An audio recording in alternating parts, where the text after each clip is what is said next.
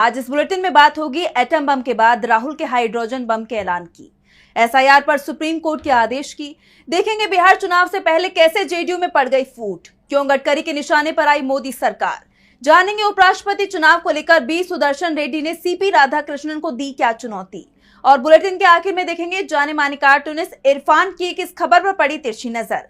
लेकिन दिन भर की तमाम बड़ी खबरों से पहले एक नजर आज की सुर्खियों पर। सीनियर वकील प्रशांत भूषण ने उठाया चुनाव प्रक्रिया में गड़बड़ी का मुद्दा, पेपर कटिंग की शेयर, ड्राफ्ट वोटर लिस्ट को बताया स्कैम। 18,000 हल्फनामों में से सिर्फ 14 का मिला जवाब, अखिलेश यादव ने चुनाव आयोग को बताया जुगाड़ आयोग। पंचायत चुनावों में 1 करोड़ से ज्यादा मतदाताओं के नाम काटने का उठाया मुद्दा। अफगानिस्तान में भूकंप से 800 लोगों की गई जान, 2500 घायल, आधी रात को 6.3 की तीव्रता का आया भूकंप, सोते हुए लोगों को बचने का नहीं मिला मौका। हरे निशान पर बंद हुआ शेयर बाजार, 554 अंकों के उछाल के साथ 80,364 पर बंद हुआ सेंसेक्स, तो 198 अंकों की तेजी के साथ 24,625 पर बंद हुआ निफ्टी। ये तो थी सुर्खियां, अब बात आज की सबसे बड़ी खबर की। बिहार में राहुल गांधी के नेतृत्व में चल रही वोटर अधिकार यात्रा का समापन हो गया, लेकिन महागठबंधन ने ऐलान कर दिया है कि लड़ाई जारी रहेगी। लड़ाई वोट चोरी रोकने की है, जिससे सिर्फ बिहार में नहीं बल्कि पूरे देश में लड़ा जाएगा। यात्रा के समापन पर राहुल गांधी ने चुनाव आयोग और मोदी सरकार पर तीखा हमला बोला। तो क्या कुछ कहा राहुल ने, देखिए इस रिपोर्ट में। वोटर अधिकार यात्रा के समापन पर राहुल गांधी ने बड़ा ऐलान किया है। राहुल ने कहा कि अब ये जरूरी बात बीजेपी सुने। आपने एटम बम का नाम सुना है, उससे बड़ा हाइड्रोजन बम होता है। महादेवपुरा में हमने एटम बम गिराया था। बीजेपी के लोग तैयार हो जाओ, हाइड्रोजन बम आ रहा है। वोट चोरी की सच्चाई है वो पूरे देश को पता लगने जा रही है। हाइड्रोजन बम के बाद मोदी जी अपना चेहरा इस देश को नहीं दिखा पाएंगे। राहुल गांधी ने कर्नाटक की महादेवपुरा सीट को लेकर बड़ा खुलासा किया था। उन्होंने वोटर लिस्ट में धांधली के सबूत सामने रखते हुए बताया था कि एक विधानसभा सीट पर 1 लाख से ज्यादा फर्जी वोटर जोड़े गए और अब हाइड्रोजन बम आने वाला है। ऐसे में सवाल उठ रहे हैं कि क्या पीएम मोदी के संसदीय क्षेत्र वाराणसी को लेकर राहुल बड़ा खुलासा करेंगे या फिर लोकसभा चुनाव में हुई धांधली का कोई बड़ा सबूत राहुल के हाथ लग गया है।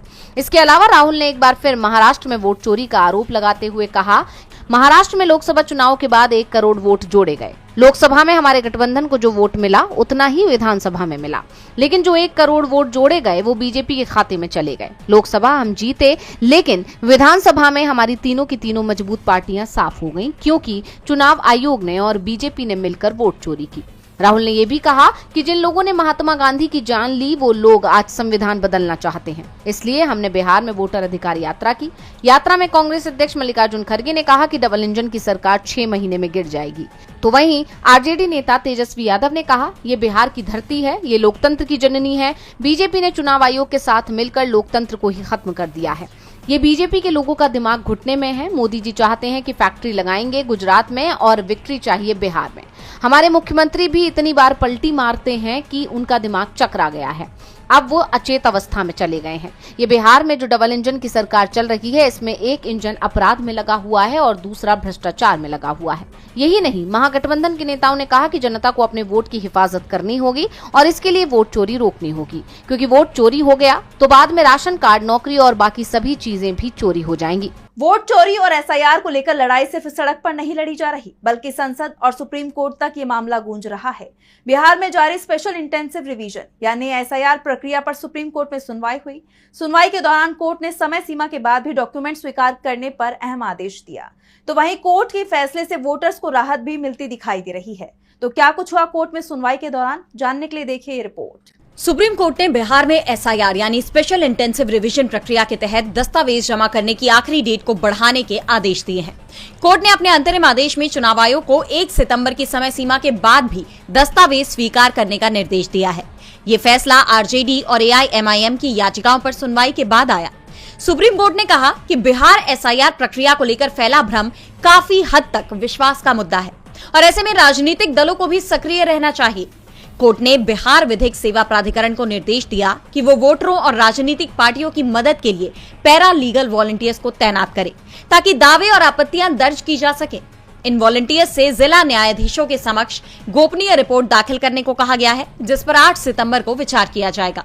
सुनवाई के दौरान चुनाव आयोग ने बताया कि ड्राफ्ट वोटर लिस्ट में शामिल 2,74,00,000 मतदाताओं में से 99.5% ने अपने पात्रता दस्तावेज जमा कर दिए हैं। आयोग ने आरजेडी के 36 दावे दाखिल करने के दावे को गलत बताया और कहा कि सिर्फ 10 दावे ही दायर किए गए हैं। आयोग ने यह भी साफ किया कि 1 सितंबर के बाद भी दावे और आपत्तियां स्वीकार की जाएंगी, लेकिन उन पर विचार वोटर लिस्ट को अंतिम रूप देने के बाद ही किया जाएगा। इससे पहले सुप्रीम कोर्ट ने चुनाव आयोग को उन 65 लाख मतदाताओं की सूची जारी करने का निर्देश दिया था जिन्हें ड्राफ्ट लिस्ट में शामिल नहीं किया गया था।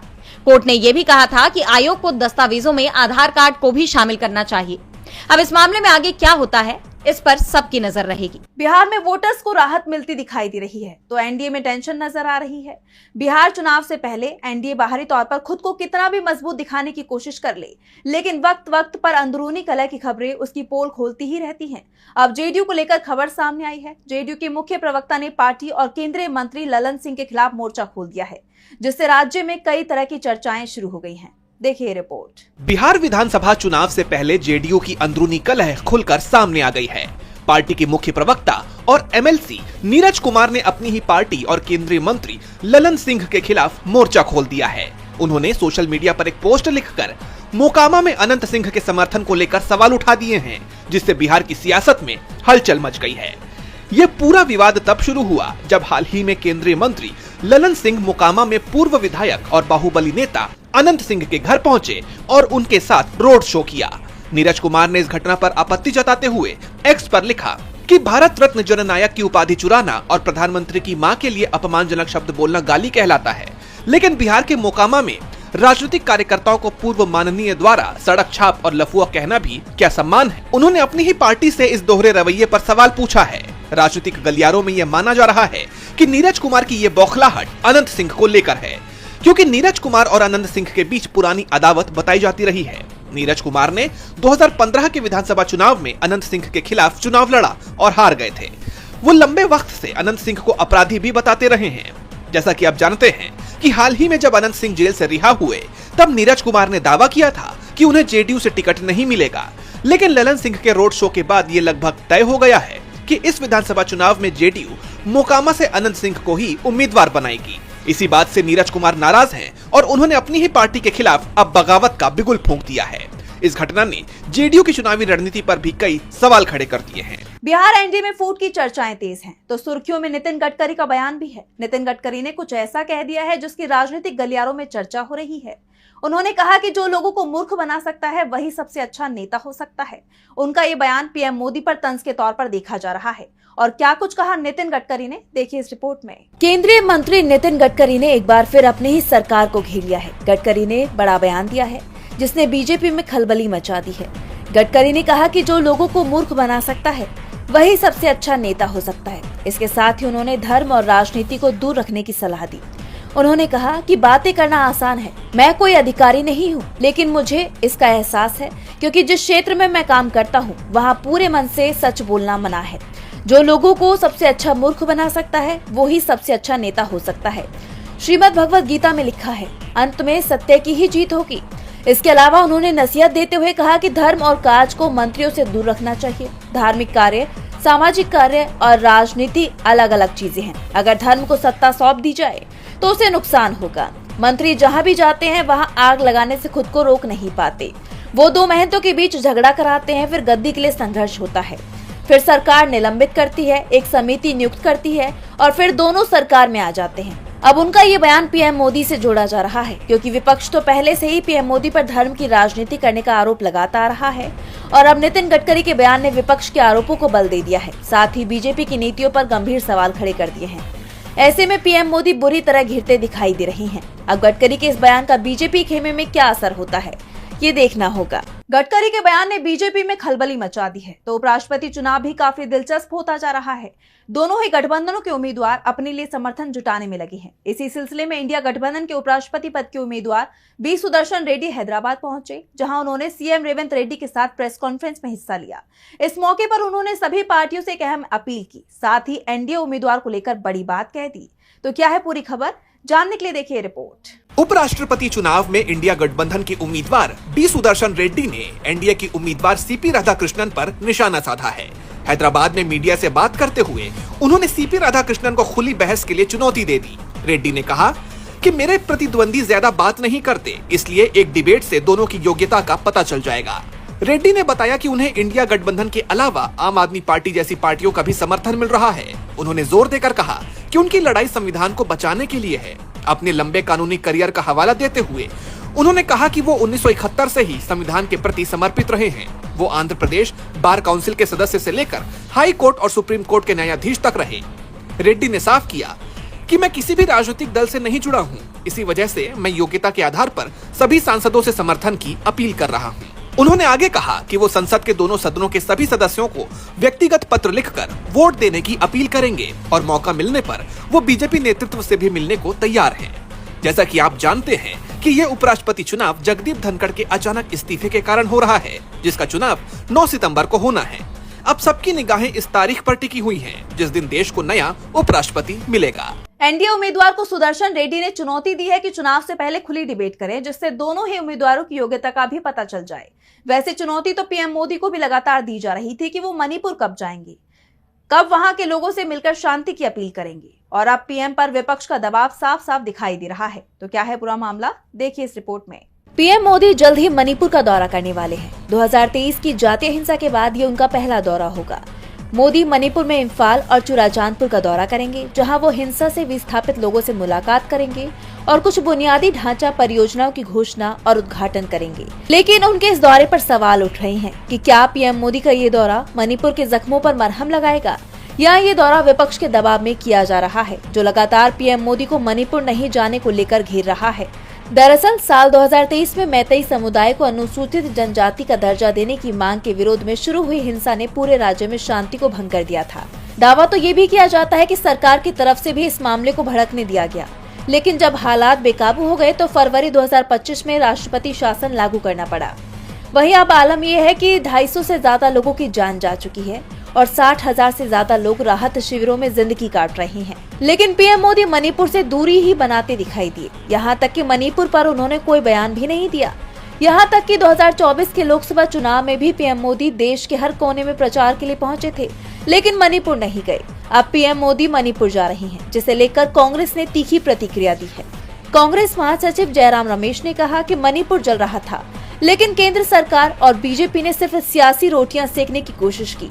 पीएम मोदी का दौरा भी अब एक दिखावा लगता है, क्योंकि 21 महीने तक उन्होंने मणिपुर की सुध नहीं ली। 13 फरवरी 2025 को मणिपुर में राष्ट्रपति शासन लागू किया गया। मुख्यमंत्री एन बीरेन्द्र सिंह को इस्तीफा देना पड़ा, क्योंकि पार्टी के भीतर नेतृत्व पर सहमति नहीं बनी।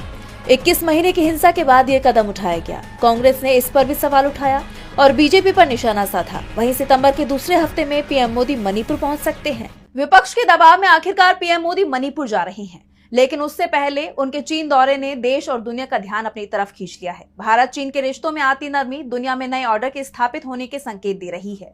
एससीओ बैठक में चीनी राष्ट्रपति शी जिनपिंग, रूसी राष्ट्रपति व्लादिमीर पुतिन और भारत के प्रधानमंत्री नरेंद्र मोदी की मुलाकात ने पूरी दुनिया में खलबली मचा दी है। इसे लेकर खुद अमेरिकी मीडिया ने ही राष्ट्रपति ट्रंप को आईना दिखाया है।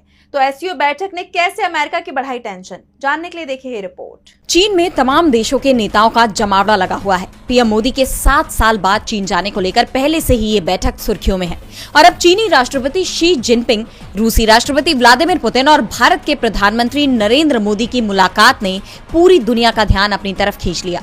तीनों नेताओं की ये मुलाकात ऐसे वक्त में हुई है जब अमेरिकी राष्ट्रपति डोनाल्ड ट्रंप ने तीनों ही देशों के खिलाफ सख्त रुख अपनाया हुआ है। वो भारत पर रूस से व्यापार खत्म करने का दबाव बना रहे हैं। उन्होंने भारत पर 50% टैरिफ भी लगाया हुआ है, जबकि रूस पर तो पहले से ही कई प्रतिबंध लगे हुए हैं। इन हालात में पीएम मोदी ने एससीओ बैठक के इतर पुतिन के साथ द्विपक्षीय बैठक भी की और रूस यूक्रेन युद्ध पर भी चर्चा की। बैठक के बाद पुतिन ने कहा कि मुश्किल हालात में भी भारत रूस साथ है। दोनों नेताओं की इस मुलाकात को अमेरिका के लिए कड़े संदेश के रूप में देखा जा रहा है। वहीं चीन और भारत की बढ़ती नजदीकी भी अमेरिका की टेंशन को बढ़ा रही है। एससीओ समिट के घोषणा पत्र में पहलगाम में हुए आतंकवादी हमले की कड़ी निंदा की गई। गौरतलब है कि इससे पहले जून में हुई रक्षा मंत्रियों की बैठक के दौरान एससीओ के घोषणा पत्र में पहलगाम हमले का जिक्र भी नहीं था। इसे लेकर भारत ने नाराजगी भी जताई थी, लेकिन अब पीएम मोदी के साथ जिस तरह चीनी राष्ट्रपति की द्विपक्षीय मुलाकात हुई, उन्होंने रिश्तों को मजबूत करने पर प्रतिबद्धता जताई और अब एससीओ बैठक में भारत की मांग को रेखांकित भी किया गया। जिसके बाद एशियाई ताकतों के एकजुट होने की चर्चा चल रही है, जो दुनिया में नया ऑर्डर स्थापित कर सकता है। इसे लेकर अमेरिकी अखबार न्यूयॉर्क टाइम्स ने भी राष्ट्रपति डोनाल्ड ट्रंप को घेरा है। उन्होंने कहा कि चीन के खिलाफ भारत अमेरिका का विकल्प था, लेकिन ट्रंप ने इसे खत्म कर दिया। न्यूयॉर्क टाइम्स ही नहीं, कई जानकारों का भी यही कहना है कि अमेरिका ने भारत को चीन से हाथ मिलाने पर मजबूर किया है और इसका नुकसान भी अब उसे ही उठाना पड़ेगा। और बुलेटिन के आखिर में देखेंगे जाने माने कार्टूनिस्ट इरफान की किस खबर पर पड़ी तिरछी नजर।